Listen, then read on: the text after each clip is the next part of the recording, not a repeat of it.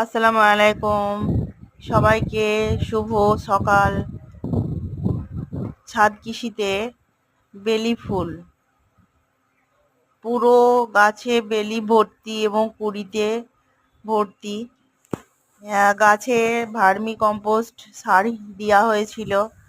হ্যাঁ, ওই গোবর সার এবং হালকা পরিমাণে ইউরিয়া, ডিএপি, পটাশ মিশ্রিত একটু দেওয়া হয়েছিল, আর খোলের পানি দেওয়া হয়েছিল। সেই কারণে গাছে প্রচুর পরিমাণে ফুল এসেছে।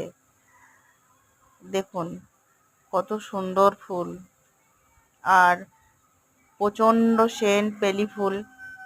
যেদিকে গাছটা আছে তার উল্টো দিকে আমি দাঁড়িয়ে আছি।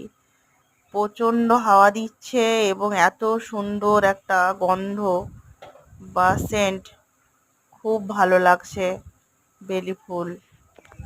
হ্যাঁ, তার সঙ্গে খোলা আকাশ,